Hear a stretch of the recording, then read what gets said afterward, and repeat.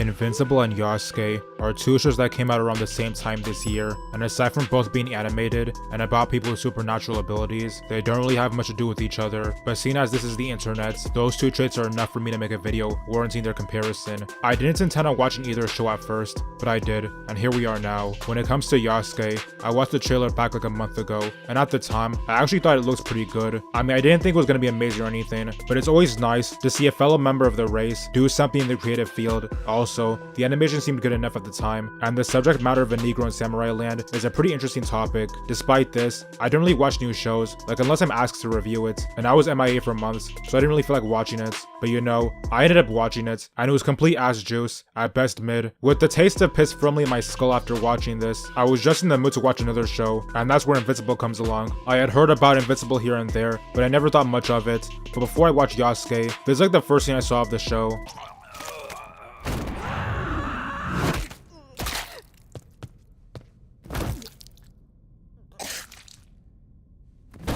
Upon seeing that, I instantly knew that the show might have some potential, but I was still not really trying to watch, cause you know, watching actual shows can be doing the most at times. But then I kept seeing all these memes of this guy pointing his fingers at his temple, like he's the baby, trying to explain something to a guy he just manhandled. Then I found out said almost Pac was his son, then I found out his son was the main character, and all this information sprung me into action, like I actually have to know what happened here. With the think mark jokes, I thought he was gonna explain why he murked the other heroes, so I decided to watch the show, just see his justification for committing such an atrocity. The show did not disappoint. I mean, some plot points were played out, and some characters were doing too much, but overall, I'm glad I watched it. Like I said on that screen earlier, there's gonna be spoilers going ahead, so you niggas have no excuse to moan about it. But now that we've established that Invincible is clouded and Yasuke is trash, it's time to do something new for a change, and actually compare and review two different things in the same video. I'll be going over the setting, plots, and characters, and comparing what works and what was an L between them. Starting with Yasuke, it's like a fake ass period piece, so it's like the shogunate period, with all the samurais and daimyos and fake woos and fraud shows, but it's not quite set in our world, because there are like people with supernatural abilities, like energy projection, and there are robots for some reason. Now in itself, it isn't really a bad thing. In fact, making Yasuke have fantasy elements is actually a cool thing in this show. The actual historical Yasuke is pretty sparsely known about, like we're not even sure which part of Africa he's from, and it's not like we have any details on his life working for the real Nobunaga, so some embellishing had to be done, but they took it all the way and introduced elements that turned the show from just historical fiction to mostly fantasy, which makes the story even more interesting actually. I've always liked shows where heroes have superpowers, but the problem is, the way people have powers, at least at this point, isn't strongly established. Some characters, like that bum-ass girl we follow, just happen to be the strongest people in the world, and Yasuke himself is just goated off the strength,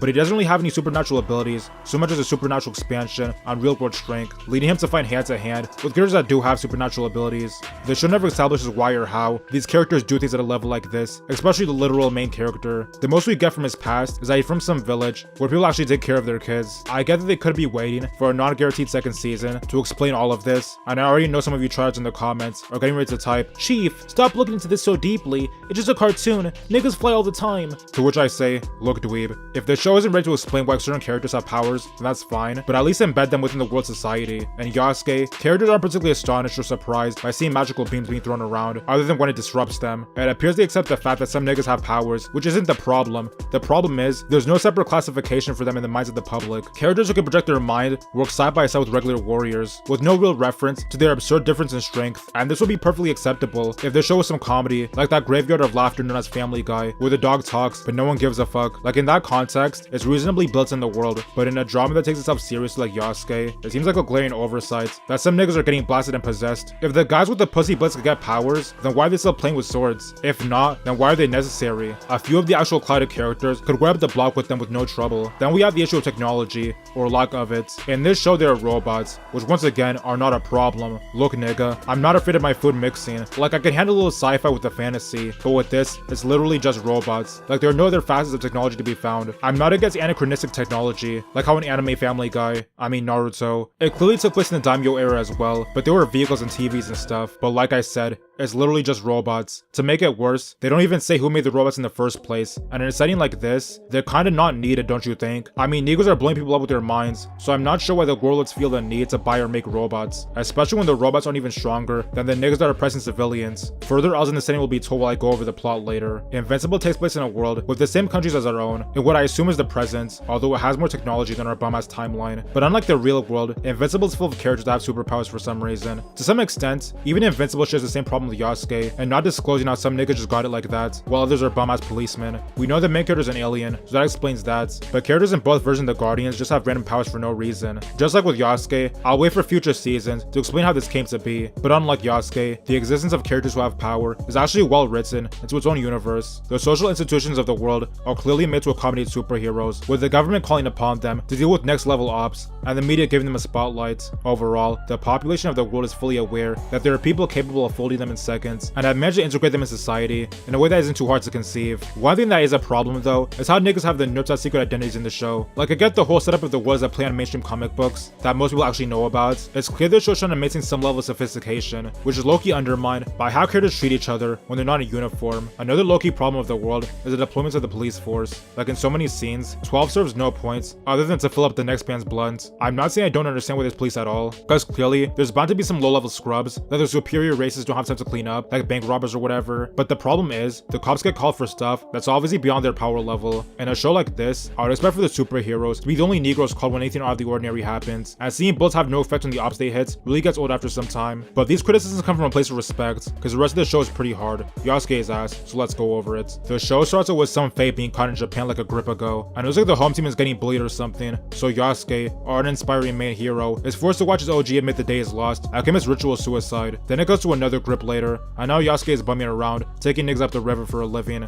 I guess after his handler got put in the dirt, he lost his status as a samurai. That or he stopped caring about throwing hands and became a civilian. Either way, he's known in the town, and despite being the only melanated individual in sight, nobody seems to care. In fact, there's one boy who took a liking to him. His name is Ichiro, and he tries to run up on him, but his power level is too low. Then, despite literally calling him by name, he starts asking him the most basic questions. Where do you come from? How did you get here? Who taught you how to fight? Can they teach me? Can you teach me? Like, how have you know this nigga long enough to call him Yasan, but you're still asking him the most surface level conversation starters? Anyway, it turns out the boy knows a girl named Saki, who's sick, and also she breaks Ichiro's stick with her powers. Then Saki's mom tries to get Yasuke to take them up the river to go see a doctor, but he's not trying to do all that, because he doesn't know if the odds will be on their ass. But then he agrees to take them anyway, because back in the African village he's from, everyone has to pay child support. While Yasuke is whipping around, he gets jumped by some werewolf, a robot, my uncle, and some other woman. This scene literally makes no sense. In the English version, they're speaking English obviously, but then Yasuke randomly decides to flex his bilingualism and say something in Japanese. What was that? He just spoke Japanese.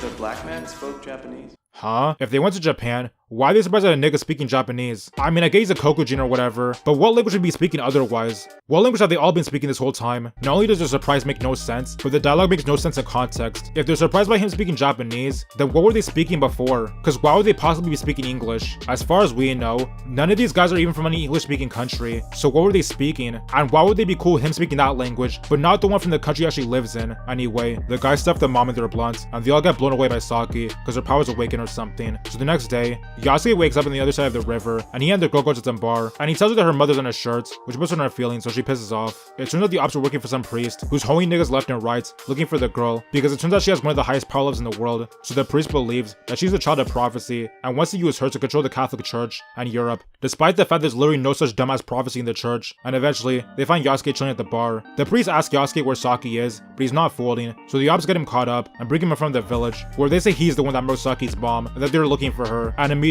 these fake-ass townsfolk turn their back on him and believe what some randos who they've never met before have to say about him. So Ichiro tries to defend him, and for like no reason, Yasuke tries the whole "no, just leave me" approach and doesn't explain himself, which leads Ichiro to believe that he is indeed an op. I mean, I guess it was to protect Ichiro from trying to throw hands with the floor and getting folded, but still, like, you could have told him not to step while maintaining your innocence. Ichiro thinks he's a bum now. After that, the werewolf and the robot go to look for Saki, and they somehow manage to lose her despite her literally being in front of them. Then the girl runs into Ichiro, and it looks like he and his bullies have joined forces to find her, but in the confusion, she ends up putting him on a stretcher, and just so you know, this is like the last thing he does of any actual importance until the end of the season. Meanwhile, Yasuke is being pressed by the priest, and as a flashback to some girl he had to put in his backwood for being a traitor. But then Saki shows up, with the werewolf and the robot being carried by her powers, and she catches a fade with the priest, because it turns out he's the one who discovered her and left her with her mom, who's not really her mom I guess, so he tried to get her back. Also, the priest is some seaweed monster, but it's not enough, and the girl puts him in the dirt. It turns out the other 4 niggas, who just spent the last 3 episodes being built up as the season's main antagonist, actually don't even like the nigga they're running behind, because they don't seem to mind the fact that he's on the newspaper now, and immediately sees hostilities with Yasuke. But in the place of the already established villains, it turns out there's a new main antagonist, and she's an unclean spirit, who also happens to be everyone's landlord, and for some reason, the show has thought it was okay to not even so much as allude to her her, but whatever, we move on. So the landlord hires some woman to get the girl for her and gives her superpowers to help. Somewhere else, Yasuke and Saki have magically decided they want to have personalities now, but unfortunately, they turn out to be trash ones. Saki now decides to act tough and demand that Yasuke take her to a doctor, despite not even being sick anymore, because I guess that plotline has been dropped. It turns out the doctor is one of Yasuke's fellow war veterans back in the first scene of the show, and he has what it takes to teach Saki all about the missing components of ninjutsu, which is why she and her mom are trying to see him. Back in the original town, Ichiro's soft-ass dad is whining because his kid is in a coma because of Saki, but then that woman from the beginning of the episode shows up asking for rent, and also the girl, and despite having to pay up every month, the villagers act like this is some brand new type of banditry, so one of the rent collectors slaps up a random woman. Then Yasuke and Saki go to another village that is also being harassed by rent collectors, but Yasuke murks a bunch of them and catches a fight with the woman who has unclean powers, and she puts him on his ass, so he has to get bailed out by Saki again. Then they go to another village, and it turns out the doctor lives here, so they spend a couple minutes gassing Saki up, talking about how she's the strongest person in existence or whatever, and also, the landlord takes the powers away from the woman because she failed her, and gives it to a man instead. Now by itself, this is whatever, but the landlord tries to act like the other guy was destined for power all along.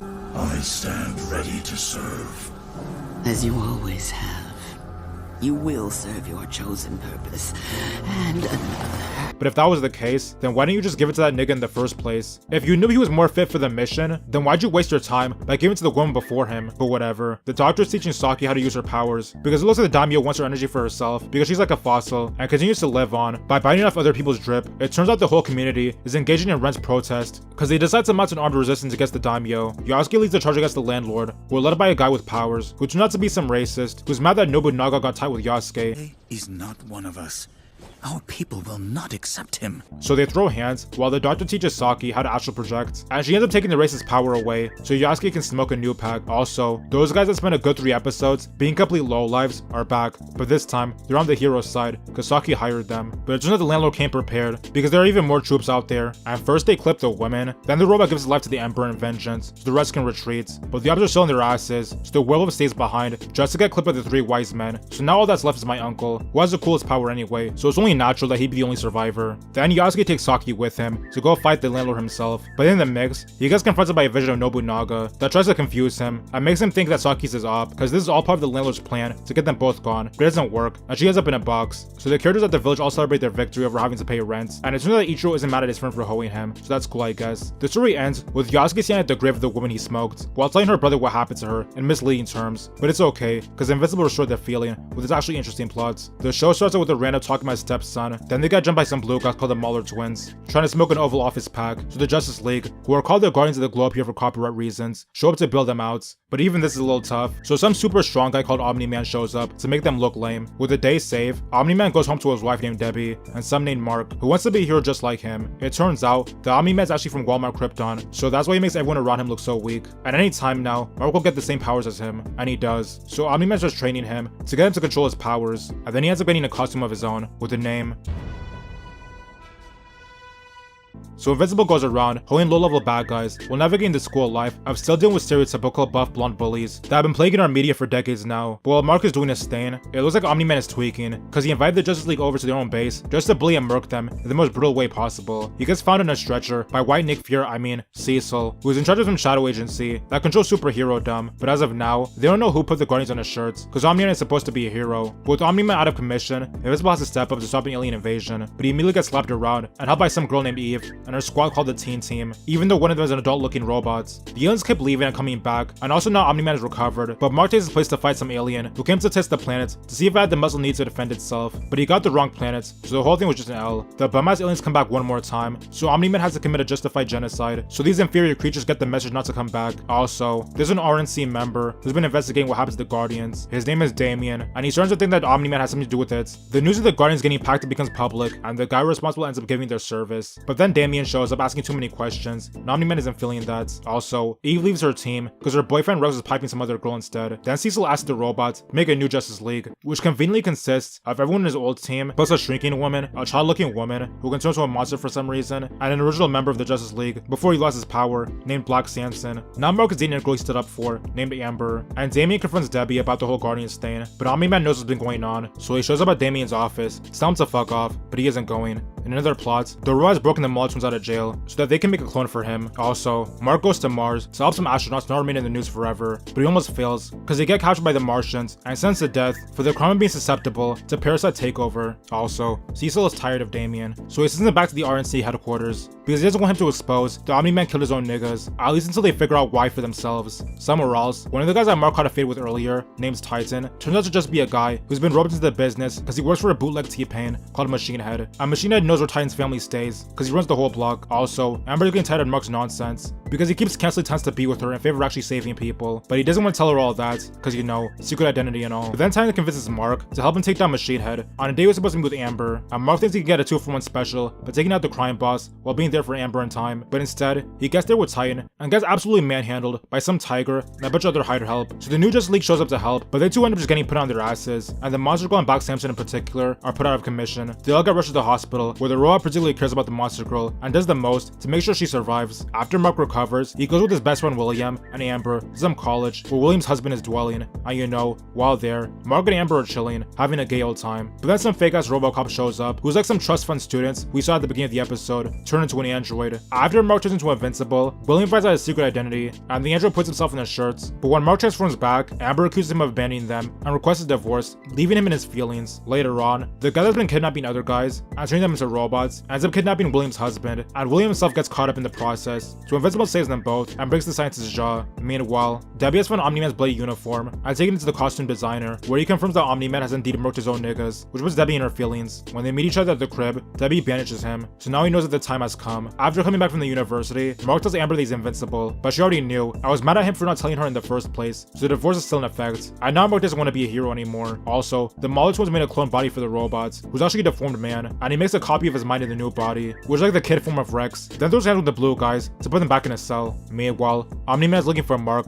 telling him about what's been going on, but he's been bumming around, deciding to quit being a superhero, and he meets up with Eve, who's actually been using her powers to help the world. But while Omni-Man is looking for his son, Cecil has taken Debbie with him, and has been throwing everything at Omni-Man to make sure he doesn't meet with Mark. Also, Robots, now Rudy, shows up to the team, and they're understandably not cool with the way he's been acting up, but then they see Omni-Man doing the most from their base, and Cecil tells them to stay their asses put. After Omni-Man fights a monster that may be too much for him, Mark finally meets up, and they fight the monster together, but then one of the Justice League is revived by the Mauler twins, and he goes to get his get back against Omni-Man, but it just ends with him being put in the dirt again, and now Mark sees his father's been acting up, and thinks he's possessed, but then Omni-Man reveals that he was copying where he comes from, because in actuality, low-budget Krypton is actually low-key Sparta, and they go around hoeing other planets and making them servants in exchange for better healthcare and technology, and Omni-Man asks Mark to join him, but he isn't going. This doesn't make any sense. You love me. You love Mom. I know you do. I do love your mother. It broke my heart to put that tumor in her head. What? No, all right. I know that sounds bad.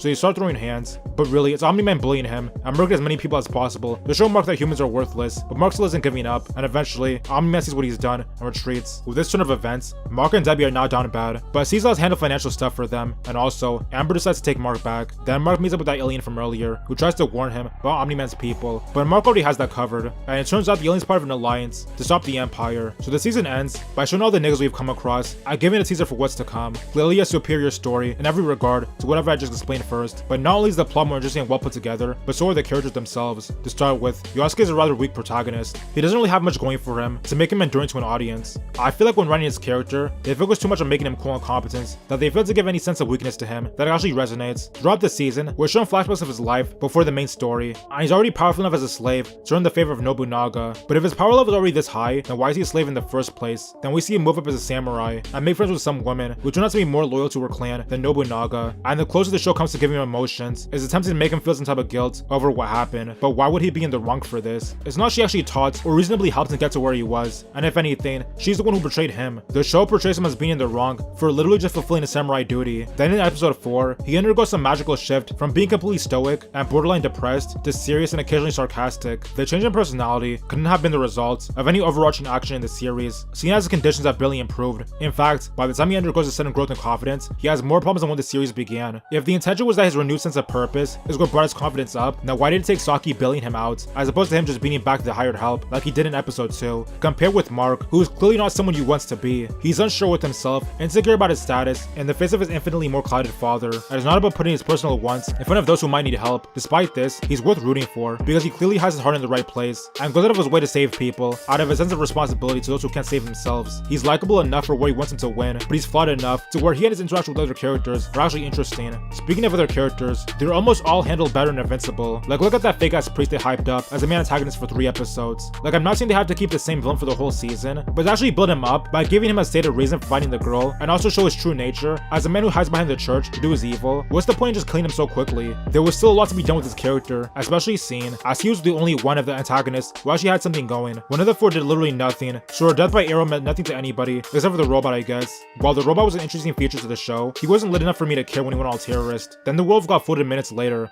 but it's still like, okay, you niggas just spent 3 episodes trying to kill civilians for the funds. I don't care if you edit mixed with the gas. At least the last one left had the most interesting powers out of all of them. With Invincible, each villain spends as much time as is proportional to their character development. Omni-Man in particular might be my favorite character in the entire show, because of just how interesting he is. While he doesn't want to regard humanity as much within an inferior race to conquer, he still clearly cares about his family, at least more than he's supposed to as a Viltrumite. It's this inner turmoil that makes him a character that actually resonates with the viewers, while the main enemy in Yasuke is just an evil landlord that wants to keep eating souls. Other villains in Invincible, maybe 1 episode appearances, but it's okay, because the episodes are not so much about them as they are about the protagonists need to overcome them, and the show also had the sense to not kill them all off, so there's a chance we'll be seeing them again in future seasons. Now it's time to talk about the characters in both shows I don't like. So there's a lame ass girl Saki. I never liked her as a character, but I legit had no problem with her as a person until her sudden personality changed in episode 4, where she grew entitled that an African man that she and her mother scammed no longer wants to carry out the mission that he even needs to anyway. I mean, in the next episode she goes back to normal, but as a character, she was always weak to begin with. I know this is a personal complaint, but I really don't like this whole played out trope of that gifted one chosen child that just has all the power. It's annoying as hell, and it makes the kid character almost entirely unlikable. There's nothing wrong with a kid having powers.